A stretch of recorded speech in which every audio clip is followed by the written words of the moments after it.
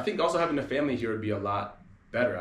In certain respects, I do think that having a black family, which is what I plan on doing, would be more healthy. The States in some ways can just be really socially toxic, I think, spiritually, emotionally, mentally toxic in certain respects. What's going on, y'all? It's your man Sham, and this is Sham Goes Global, and we back at it again with another interview from a brother from the States. What's going on, brother? How you feeling?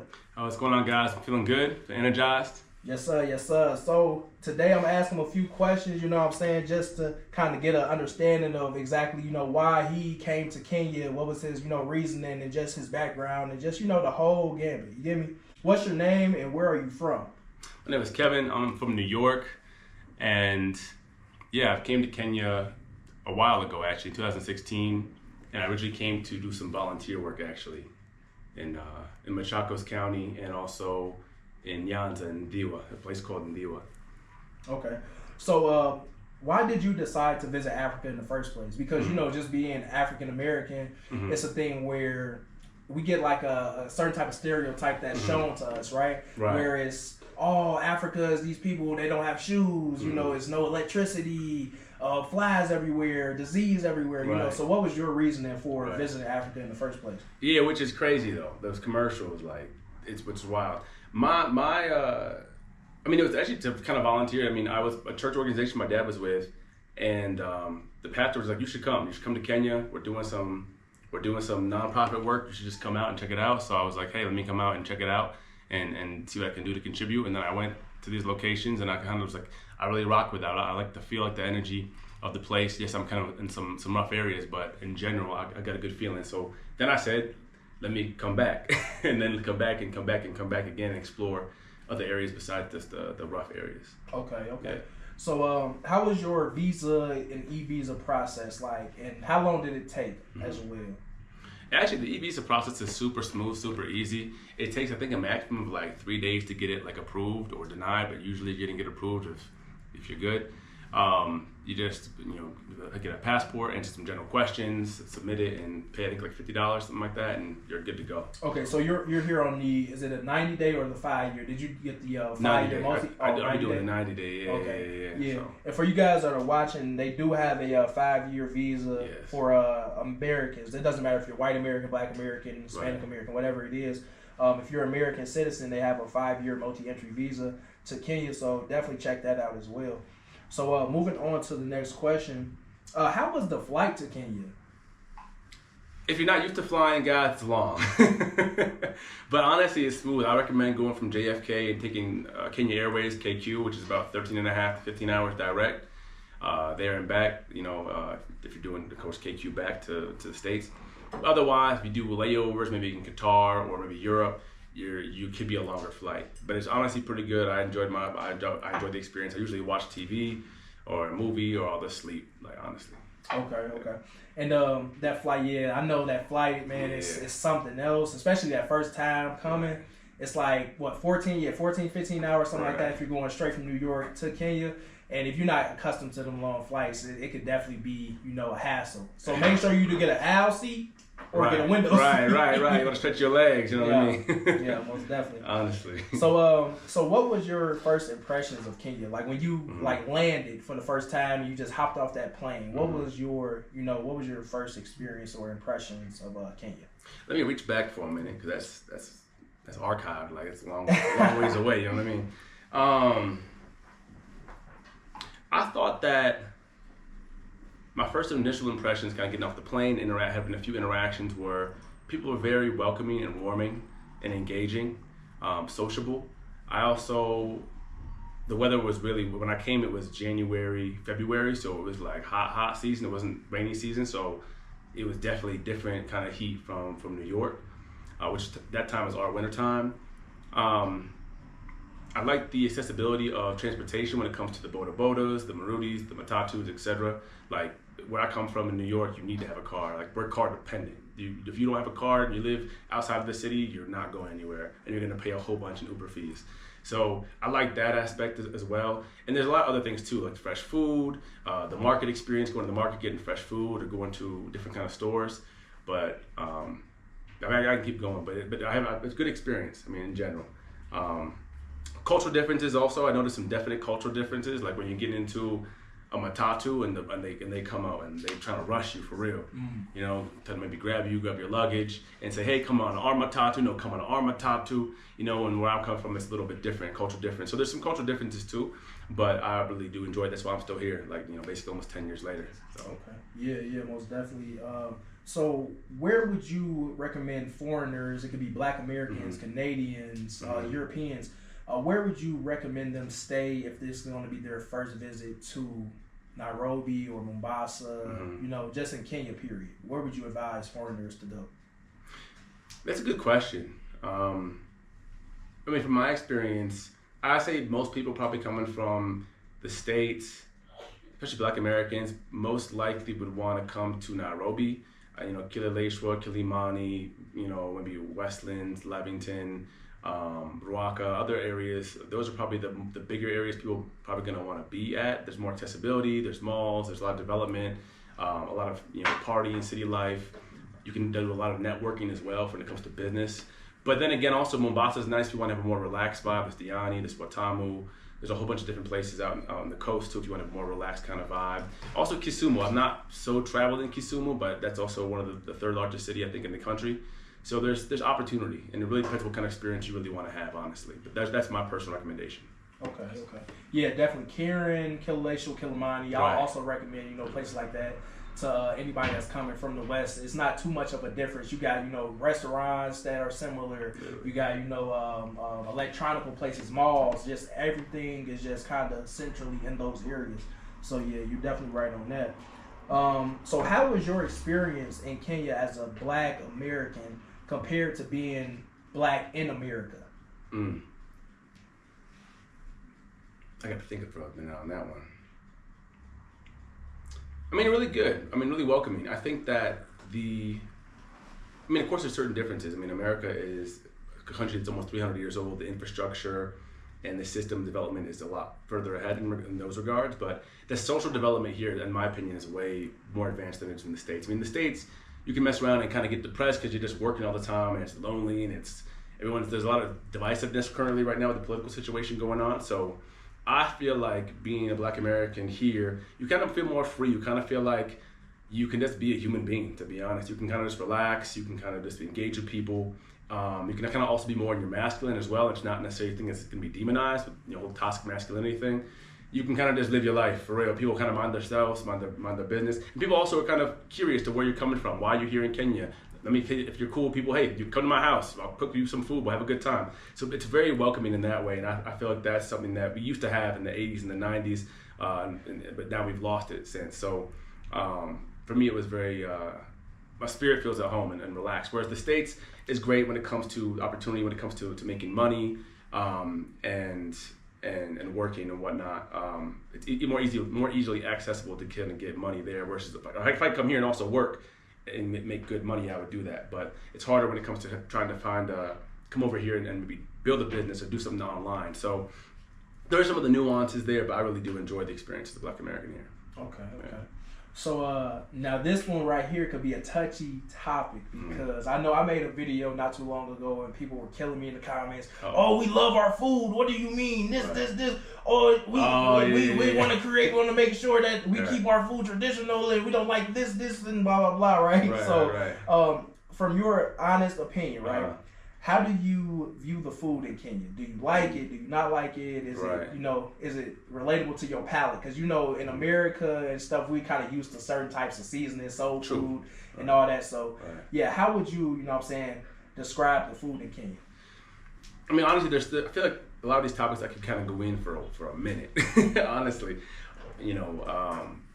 But when it comes to honestly, I like the food, to be honest. I feel like the food is really good. I do like seasoning though. I do like a lot of spices, more than there's generally used. But I do feel like the food is very nutritious, very, very good. I've had the privilege of having good home cooked meals, good meals at restaurants. And the only thing I do not like in Kenya, omena. I don't know what it is, but omena, I just can't rock with it, man. I can't rock with omena. It's not for me. But besides that, in ugali is also all right. I prefer the brown ugali. I know some of y'all be mad at me, but I think that is more of my type of speed. But yeah. I do enjoy it, my G. So when it comes to transportation, how do you get around in Nairobi? Or wait, do you get around by bus? Do you get around by, car service, taxi? Just let us know how it's possible for somebody to maneuver in Kenya. Right, yeah. So when I first came here, I was mostly in Machakos, and by that time it was mostly this Matatu, which is a public bus, bodas, or Nduthi, which is like a motorcycle kind of, and that was the main means of transportation, generally speaking. Now, when it comes to Nairobi, there's Uber. Also, back at that time, there's also Bolt, which is another kind of like Uber service. So usually I go by Uber or Bolt if I don't know where I'm going. Usually I don't know where I'm going. Some places I do know, and I'll get on a public transportation because it's a lot cheaper doing that. A little bit longer, a little less convenient, but I do the buses. And I do bodas regularly because you can just hop on a boda. It is a little risky though, to be honest. Like if you don't have a helmet, you want to make sure if you get a boda guy that you develop a healthy relationship with that person. They're honest, they drive like professionally, and they drive cool. Because the roads can be a little wild, guys. So I definitely recommend developing a relationship with whoever you have consistently picking you up and dropping you off and whatnot. But yeah, that's just general transportation in Nairobi. Okay. Yeah. So you said like Uber, so they got like Uber Eats for people that want like food and stuff like that. That actually surprised me when I first came. I was like, damn, they got Uber Eats out here, So yeah, it's not too far removed from American things or American companies, right? So people be calling, hey, can I get my house? I'm chilling, it's raining. I'm like, I don't want. Yo, do you mind coming and picking me something up from Chicken Cottage or whatever? Clean shelf. Oh yeah, no problem. Right, cool. Right. All right. So moving on to the next question. Is there anything that you don't like about Kenya? So you know how people can watch YouTube and there might be a certain perception that we always showcase the glitz and the glamour and the fun of everything, right? So for you personally, is there anything that you feel like maybe either not all the way 100% the truth that you've noticed that you don't like? Right. And yeah, just let us know. Yeah, for sure. I mean, I definitely don't want to overly romanticize it either because it's another place and with people. So wherever there's people, there's going to be conflict, there's going to be issues. No matter where you are on the planet, you got to pick and choose what kind of issues you want to deal with. So, that being said, the things that frustrate me more so about Kenya, for me, is going to be, well, actually, I've had some issues lately with some of these landlords. Let me tell you. They be giving me all kind of stories, man, trying to take the deposit, say, oh, you did this, X, Y, Z. I'm like, the place is completely fine, bro. I got whole video proof of it. It's completely good. So they run a game on you, the landlord. So not every landlord and not every caretaker, but sometimes the agencies also who are managing these places, the landlord may not even know. But sometimes they'll try to definitely extort you out of money, and sometimes it can be quite common. Like one of my friends who lives here, he's Kenyan, he's been here his whole life in Nairobi, said he's never actually received his deposit, so that can be kind of normal. And that's not always the case. You can definitely get your deposit, but it definitely does happen. So that's really frustrating. And some of the lack of systems when it comes to certain things that make life a little bit more slow, and it makes, I guess, getting things done efficiently more difficult. So that's kind of something that does frustrate me. And then it comes also sometimes the black tax too. Like when I'm talking, when I'm going to the market, I'm talking, the kizungu equals money. And I understand that's life. You can go to New York City and you can get hustled too if you're from a different part of the country and in the States. So that's just human nature, but that will definitely happen. So you got to know the prices where you're going, like the price of the food, prices of the locations you're going. Otherwise, you're just going to get taken for a ride until you understand, until you get your friends and people to tell you, hey, no, actually it's really this price. This is what you should be negotiating for every time. And so that can kind of be frustrating, but once you learn how to maneuver, it's really just not that bad. But those are frustrating things. I can think of some other things, but those are the main things that frustrate me.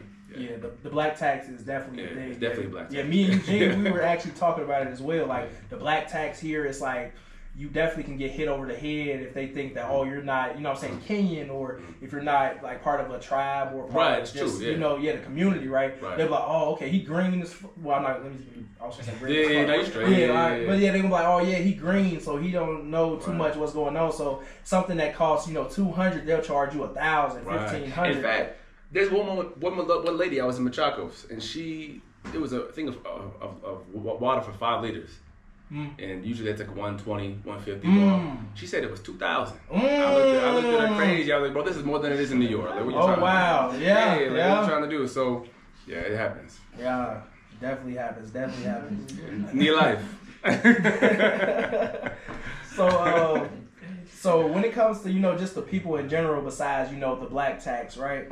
How welcoming are the Kenyan people, and have you experienced any type of racism or discrimination, as a black American since you've been in Kenya?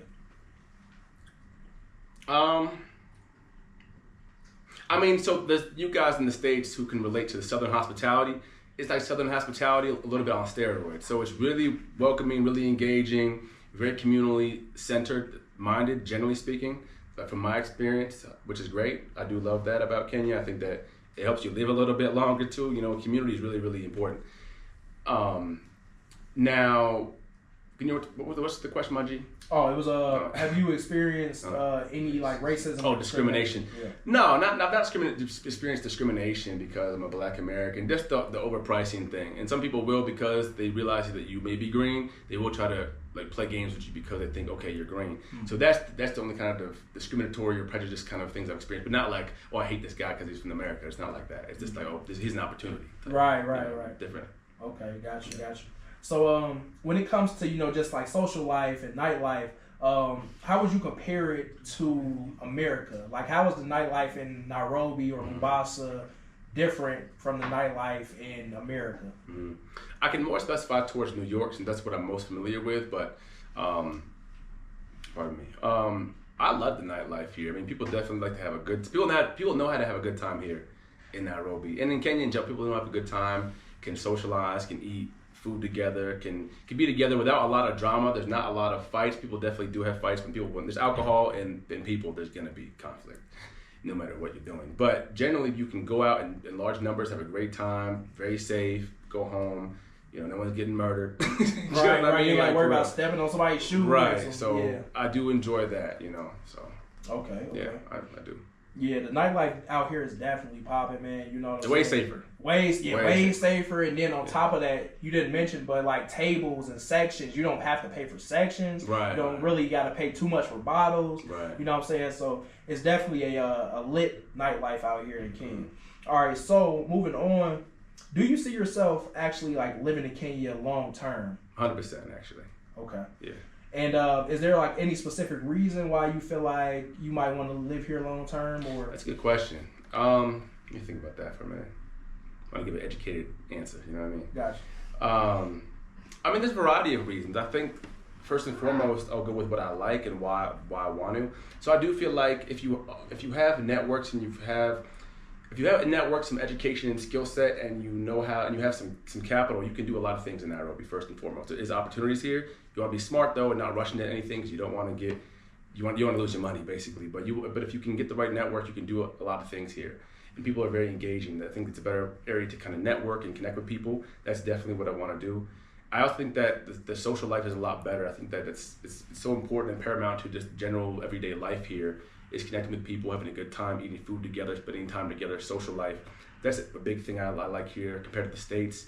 The weather's way better, especially if you're a melanated person. I'm from New York, and like scientifically speaking, like that, the rays are not compatible with my type. You know what I mean? My body. So that's something I really do enjoy here. I feel like the food is a lot better. I feel stronger and more healthy. And those are a few things as to why. I think the transportation aspect I do like about it, but the roads are a little wild though. But the fact that you can kind of just walk out of your house and get a boat, whatever kind of transport you want, and go where you want to go without having to have a car and insurance and all the other kind of stuff, I think I do enjoy that. What other aspects? I think also having a family here would be a lot better. In certain respects, I do think that having a black family, which is what I plan on doing, would be more healthy. The States in some ways can just be really socially toxic, I think, and spiritually, emotionally, mentally toxic in certain respects. And I feel like being here is better in those ways. Okay. So when it comes to Black Americans or African Americans, would Kenya be somewhere that you would recommend them to visit first? Because it's a thing where, you should go to Ghana first, right, or you should go to the West first. Right. Would you recommend people coming, east and kind of, switching it up and not going exactly where people telling you to go? Right. Yeah. Good question. I mean, I would definitely recommend don't make an emotional decision and don't listen to what people are going to say on YouTube or whatever. Like, listen to a few different YouTube channels. And also, ideally, what you should do, to be honest, let me put you on some real free game. What you should really do is find Kenyan Americans and just talk to them, like, or Africans who are in America who have recently migrated, who are there. Talk to them, connect with them, get their honest perspective on the country that they're coming from. Do your own research and see what kind of investment you want to do, kind of business you want to do, kind of environment you want to be in. And then first, visit. Do not move your whole life to some place and do some crazy investment and spend your money when you've not been there. No. Get out the plane, come and touch the soil 10 toes down, and then network, meet people, see how you like it. See if this is a place that I can really live here. If you have kids, go to some of these schools, maybe go to some of the churches. Try to get integrated into the community in a real way, which is how you would be if you're really living here. But I definitely think that Kenya is definitely one of the better countries in Africa from my observation. There's Ghana, there's Kenya, South Africa. Those are, I think, the big three. A lot of people going to Tanzania.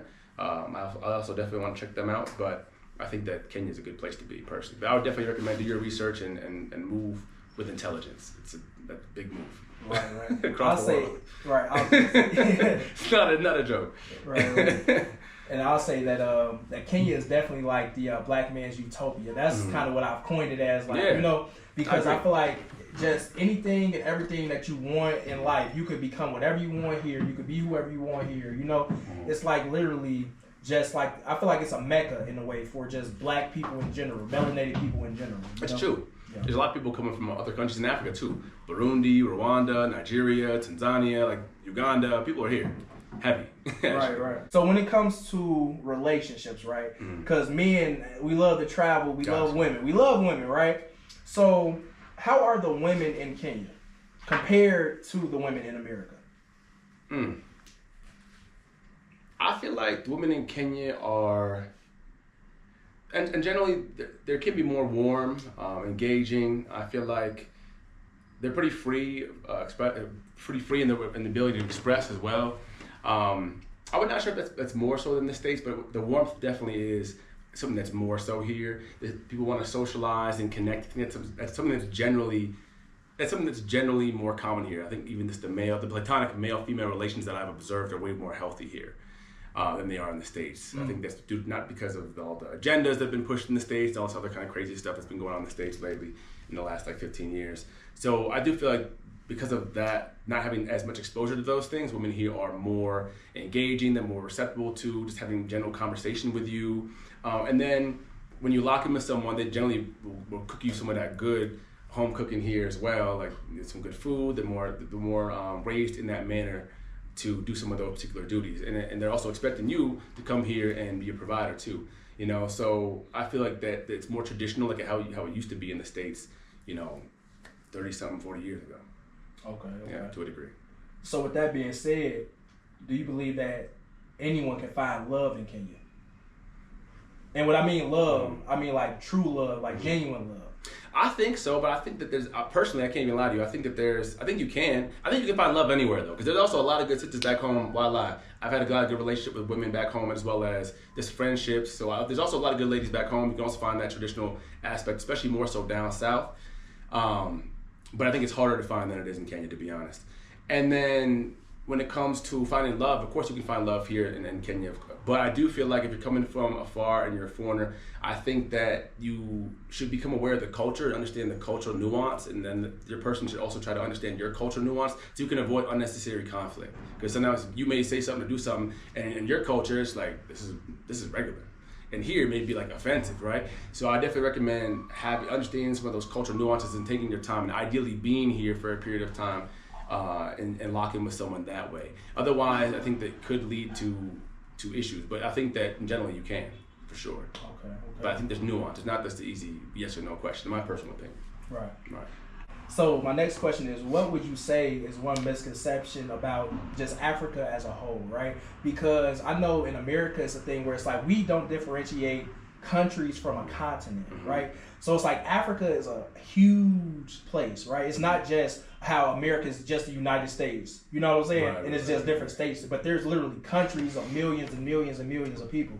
So what would you say just in general is a misconception about Africa?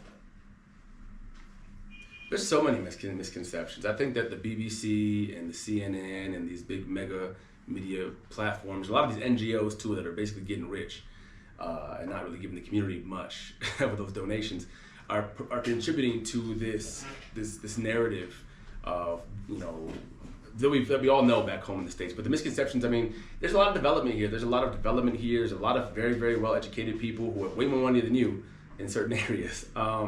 You know, and there's a lot of opportunities here as well. And Kenya is very stable. There's a lot of opportunities here in certain respects.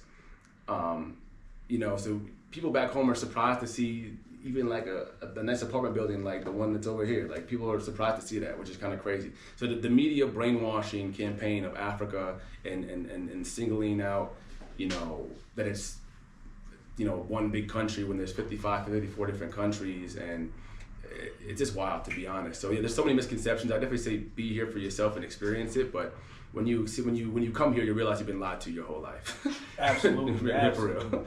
Yeah. And then to kind of add to that, there's also many cultures, different cultures. You know, even tribe. There's hundreds and hundreds. I don't even know how many tribes. Thousands. You know, thousands of tribes, right? So there's thousands of tribes, and they all interact differently, talk differently, different languages. You know, right. So yeah, that's definitely it's the most ethnically, culturally diverse continent on the planet. Actually, I'm pretty absolutely, sure. Yeah. Absolutely. Okay, so for someone coming from the West, right, how much money would you say they should bring if they want to visit Kenya for, you know, at least 2 weeks? Because I never advise anybody to come for 1 week. It's yeah. That's a waste of time. You're right. 2 weeks, I think it depends on what you want to do, but I think that if you're going to be here for 2 weeks, I would personally recommend like having $5,000. And it's kind of a lot for 2 weeks, to be honest. You could definitely stretch those $5,000, and you could honestly live here for a whole year around $5,000 if you really were stretching it. But you really wouldn't want to have. You really wouldn't be able to do the things you want to do. If you want to go out to the city and experience this, go to different restaurants and take Uber, and, you know, maybe do a Masai Mara and bring things back home to people back home as souvenirs, and you probably should have around $5,000. Okay, absolutely. You know? Yeah, 5K is definitely, you know, doable for a lot of Americans. You know, just got to kind of stack it up, save it, and just over time. So yeah, 5K is definitely, I think 5K. Yeah. And but if you live here on a regular basis, I think that you should probably be making, depending on the kind of lifestyle you want to have, where you want to live. It of course fluctuates. Your lifestyle, you know, depends on your pockets. But I definitely think around $3,000 a month is the lifestyle that most Americans are probably going to want to be on and above, like per month. So basically, like the same amount that an average income person making in the States. Because what is the average out there now? It's like what, maybe 40, 50K, something like that. 50, 60K. So yeah, so like 3K is like what, 30 something thousand, 40,000 a year. So that's just about the same. So like, just making average money in the U.S., bringing it here, you'll be living shit like a king. It depends where you go too. If you're in the city, then you definitely want to do that. If you want to have, you know, go to events and you want to experience the city, you want to take Uber, you want to eat out at nice places, you want to have experiences, you maybe want to go to travel to other African countries, then you definitely should be making around that per month. But if you want to live in a more rural area, you can definitely live on less. But just realize you're not going to have as many modern conveniences. You know, the power may go out. You may not have running water all the time, you know, in certain areas. Which Nairobi has those things here, very much so. Okay. Yeah. So do you plan on visiting any other African countries in the future, or have you already visited any other African countries? God willing, I'm going. I want to go to Tanzania. Well, I've been to Tanzania, Tanzania, Zanzibar specifically, but I'd love to go, all over, honestly. Okay. Honestly, just the thing is money and time and logistics, but I'd love to go all over. Okay, absolutely. So would you say there's like somewhat of a difference from Kenya and Tanzania? Yeah, for sure. Is it what, the development, or is mostly it like development, some culture? They're more traditional in Tanzania. It's more Muslim dominated. I mean, I was only there for like 12 days, so I really can't say much to be honest. But from what I've heard and being there and having some friends from Tanzania, yeah, they're just more developed. The more people in Kenya are more, the economy is more developed. It's a bit more fast paced. People here are more aggressive as well. I feel like Tanzania is still developing. It's behind in regards to development, but it's still a great country. I think there's other benefits about Tanzania too. It's more relaxed in certain areas. So it depends on what you want, you know, honestly. But, right. Yeah. All right, so that was my final question. Now, I appreciate you for your time, Kev. Now, is there any last words or words of encouragement that you have, for the people watching at home that may, be on the fence about coming to Africa for the first time, because just like we've been talking about this entire interview, it's a lot of propaganda, it's a lot of lies being told. Right. What would be something that you could tell them that may, just spark that interest or just change their mind on coming to Africa? I would say watch some YouTube, watch Bode Maya, watch my brother here as well. He's in Kenya. I'm in Kenya. Other people are in Kenya. So kind of watch YouTubers who are in Kenya as well, and people who are here to get the real, authentic understanding of how things actually are going here versus what you're shown on the media. And then ideally try to meet people from the country at the embassy in the United States. They'll kind of tell you, put you up on game and understand the culture as well before you come here. Maybe you can even get a host family to come here if you connect with someone who's cool with you back home. So those are some things that I definitely would say. And then just do it. I say definitely just travel. I mean, come with a youth group, or maybe come with like a NGO, or to volunteer first in a safe way, in a kind of structured way, and then kind of branch out from there. But I definitely recommend doing it. It's definitely worth it. You'll be blown away, I think, and have a great experience, and it will just kind of open your mind up to the other opportunities that are not only just in Kenya, but other parts of Africa, other parts of the world. It's a big world, and I definitely think traveling is a whole education in and of itself, and it's a privilege too. So take advantage of it. Most definitely. But yeah, man, I appreciate your time. I appreciate you coming through for the interview. You guys, make sure you check out Kev. I'm gonna leave his links below, all his socials and stuff. So yeah, definitely check him out. And it's your man Sham, and this is Sham Goes Global. Make sure y'all like, comment, subscribe, and you already know. Until the next one, I'm gonna see y'all.